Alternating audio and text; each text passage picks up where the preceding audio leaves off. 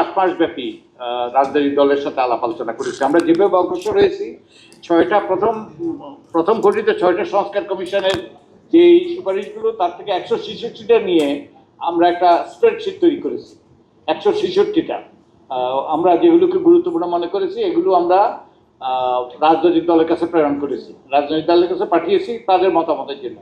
আমরা জানতে চেয়েছি তারা কোনগুলোর ব্যাপারে এই 166টার কোনগুলোর বিষয়ে একমত, কোনগুলোর বিষয়ে দ্বিমত, কোনগুলোর বিষয়ে আংশিকভাবে একমত, এবং এই বিষয়গুলো, এই সংস্কার প্রস্তাবগুলো কিভাবে বাস্তবায়িত হবে, এই আমরা একটা লিখিত স্প্রেডশিট তাদের কাছে পাঠিয়েছি, এবং তারা প্রত্যেকেই তাদের লিখিত জবাব দিয়েছে, লিখিত তাদের মতামত দিয়েছে। এইটা হলো প্রথম ধাপ আমাদের সংস্কার প্রক্রিয়া। দ্বিতীয় ধাপে আমরা প্রত্যেকটা রাজনৈতিক দলের সাথে, ঐক্যমত্য কমিশন আমরা 6 জন, প্রত্যেকটা রাজনৈতিক দলের সাথে এককভাবে বসছি। আমরা বিএনপির সাথে 3 দিন বসছি, জামাতের সাথে 2 দিন বসছি, এবং ছাত্রদের সাথে আমরা 2 দিন বসছি। এভাবে আমরা প্রত্যেকটা রাজনৈতিক দলের সাথে এককভাবে বসছি। এটা হলো দ্বিতীয় ধাপ, যে তারা এই যে 166টা সংস্কার প্রস্তাব তাদের কাছে দেওয়া হয়েছে, তারা কোনগুলোর সম্পর্কে তাদের একমত দ্বিমত, কোনগুলোর সম্পর্কে তাদের কোনো অস্পষ্টতা আছে কিনা, কোনো প্রশ্ন আছে কিনা, তাদের সাথে এই এককভাবে বৈঠকের মাধ্যমে আমরা এগুলো আরো পরিষ্কার করার চেষ্টা করেছি। তার থেকে আরো ঐক্যমত্য সৃষ্টি হয়েছে এই প্রথম দফা এবং দ্বিতীয় দফা। আর দ্বিতীয় ধাপে আমরা যেটা করেছি সেটা হলো সবগুলো রাজনৈতিক দলের সাথে, প্রায় 30টার মতো রাজনৈতিক দলের সাথে বসছি, যেগুলো বিটিভিতে দেখানো হয়েছে। এই রাজনৈতিক দলের সাথে দীর্ঘ আলোচনার ভিত্তিতে যে 84টা বিষয়ে ঐক্যমত্য সৃষ্টি হয়েছে, 84টা বিষয় ঐক্যমত্য সৃষ্টি হয়েছে। এই 84টা বিষয়ের মধ্যে 36টা বিষয় হলো এমন বিষয় যেগুলোর সাথে সংবিধানের কোনো সংশ্লেষ নেই। এগুলো হয় আদেশের, হয় অধ্যাদেশের মাধ্যমে, কিংবা এগুলো যে আইন করার মাধ্যমে এগুলো বাস্তবায়ন করা যেতে পারে, কিংবা নির্বাহী আদেশের মাধ্যমে এগুলো বাস্তবায়ন করা যেতে পারে। 36টা, এগুলোতে কোনো সংবিধান সংস্কার করতে হবে না। বাকি 48টা সেগুলো বাস্তবায়নের জন্য সংবিধানে পরিবর্তন আনতে হবে। এবং এই 48টা বিষয় কিন্তু গণভোট হয়েছে। এই 48টা বিষয়ে 4টা ভাগ করা হয়েছে, 4টা প্রশ্ন না, প্রশ্ন কিন্তু একটা। এই 48টা বিষয় সম্পর্কে আপনি একমত কি দ্বিমত, ওটা একটা প্রশ্ন, ওটাই একটা মাত্র প্রশ্ন। আর 4টা ভাগ করা হয়েছে, এই 4টা ভাগে জনগণের মতামত নেওয়া হয়েছে। আপনারা জানেন যে 12ই ফেব্রুয়ারি আমাদের জাতীয় নির্বাচনের সাথে গণভোট হয়েছে। প্রায় 70% মানুষ এই গণভোটের পক্ষে সম্মতি দিয়েছে।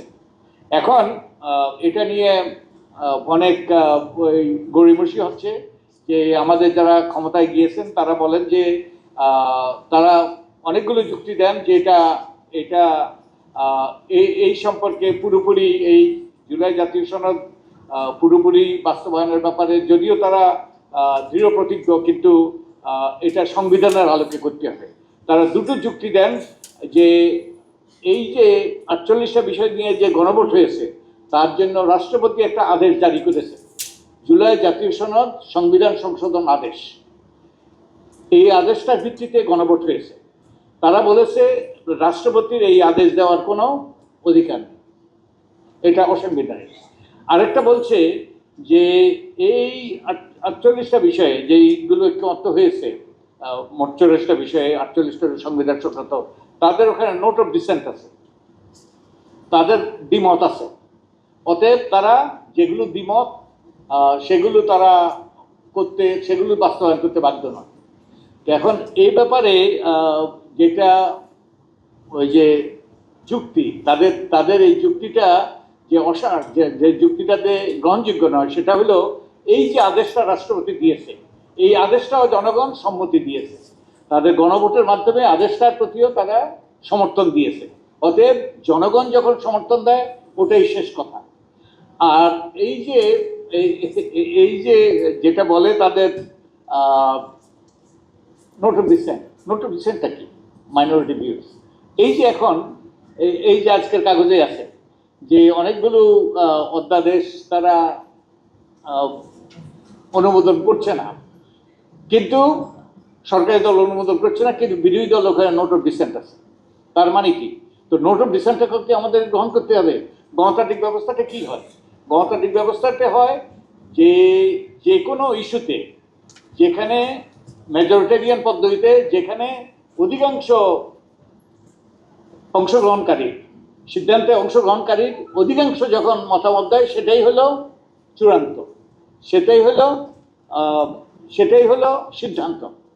তো এই যে যেই ইয়েগুলো দিয়েছে, নোট অফ ডিসেন্টগুলো দিয়েছে, এগুলো মাইনরিটি ভিউ, কিন্তু সিদ্ধান্তটা হয়েছে মেজরিটি ভিউর ভিত্তিতে। তাই ওই যে নোট অফ ডিসেন্টটা কোনো প্রাসঙ্গিক না।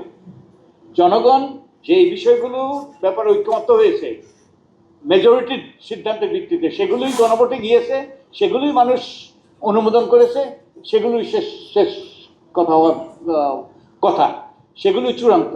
এবং তাই তাদের এই যে নোট অফ ডিসেন্টের যে যুক্তি, এগুলো অযৌক্তিক। আর আরেকটা যে লক্ষ্য করবেন আপনারা, এই যে আমাদের সংসদে যে আইন পাশ হয়, আমাদের স্পিকার কি বলেন, হ্যাঁ জয়যুক্ত হয়েছে, কিন্তু কিছু ব্যক্তি তো নাও বলেন।